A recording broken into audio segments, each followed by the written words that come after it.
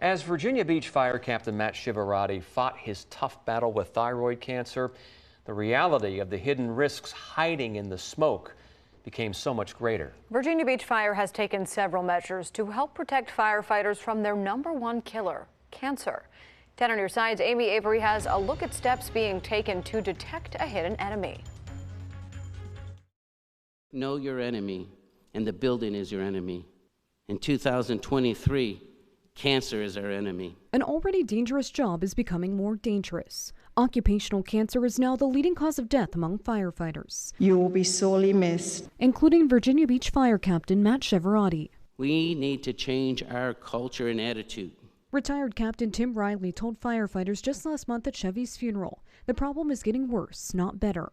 469 names were added to the Fallen Firefighters Memorial in 2022. About 75% died from occupational cancer. Much of the enemy is modern-day manufactured materials. Chevy responded to hundreds of dangerous calls throughout his time as a firefighter and with FEMA, like the earthquake in Haiti, the Surfside condominium collapse, and that Good Friday plane crash in Virginia Beach. A call fellow firefighter Chris Isdell remembers as a recruit. We heard it, we saw the column once it crashed, and we kind of huddled up. Our instructor said, hey, we're going to send you guys down there just to kind of help out. It happened in April of 2012 when a Navy fighter jet suffered double engine failure, crashing into an apartment complex.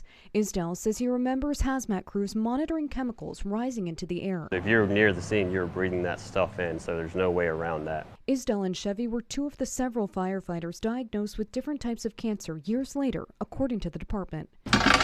Isdell had half his thyroid removed last fall after an x-ray showed a concerning abnormality. I imagine when I was going to be 60, 70, I'd probably get cancer, but being 31, 32, it was kind of surprising. Isdell is now cancer-free and is captain of Ladder 16. He and his fellow firefighters will never know whether or not the Good Friday jet crash is the reason they got cancer, but it's a call many of them were on together. Now the department has implemented health and safety changes to keep firefighters safe. We'll have that part of the story after the break. Before the break, we introduced you to Virginia Beach Fire Captain Chris Isdell. He's been cancer-free for 8 months now. As research exposes more hidden dangers of this silent killer, the department is taking additional measures to prevent firefighters, just like Chris, from being exposed to more harmful chemicals than they already face each day. House fires, car fires, and even responding to natural disasters can increase exposure to dangerous materials. That's why Virginia Beach Fire is taking measures to protect firefighters from the harmful chemicals and toxins they're exposed to each day. Our gear is going to be in a bag, a big plastic bag, and when we get back to the station, we stay out of service, and we have a decom room. Captain Chris Isdell and all his fellow firefighters have a second set of gear so their gear can be washed before they go out again. This is not your typical like residential clothes washer, so this is actually like an extractor, so we have certain chemical blends that will actually remove the contaminants, neutralize it, and then get rid of it. After coming out of the building, firefighters are staying on oxygen longer too, and they're scrubbed down to prevent harmful chemicals from getting into the truck. I know it's extra steps, and it takes a little bit longer. It's not the cool thing to do, but it's the right thing to do. The department is also adding preventative health screens like gallery testing for firefighters. It's a blood test that can detect more than 50 types of cancer. I think if we want to be around for our families and our friends, it's better to know sooner than later so you can have the appropriate treatments and you can beat it. Another firefighter who fought the battle of his life and won says early detection is key. Retired Captain John Costin was diagnosed with colon cancer in 2020 and says it's not a type of cancer that runs in his family.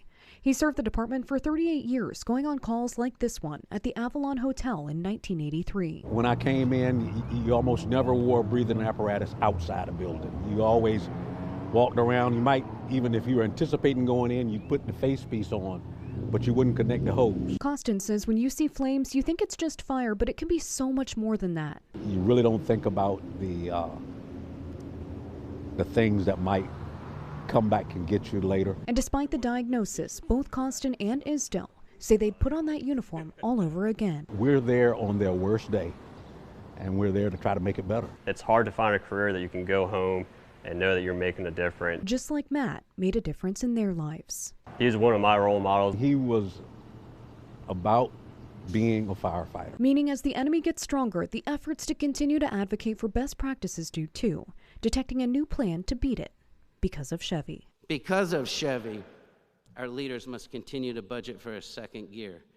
Because of Chevy, all firefighters must be provided with early detection because grief is the price we pay for love. Now, firefighters tell me it used to be a badge of honor to have smoke-filled gear because it meant you saw a lot of fires. But now it's more of a badge of honor to have clean gear because you're protecting yourself and others. The optional gallery testing has been scheduled for the next few days. It's free for all current firefighters and any retirees who responded to the jet crash. Amy Avery, 10 on your side.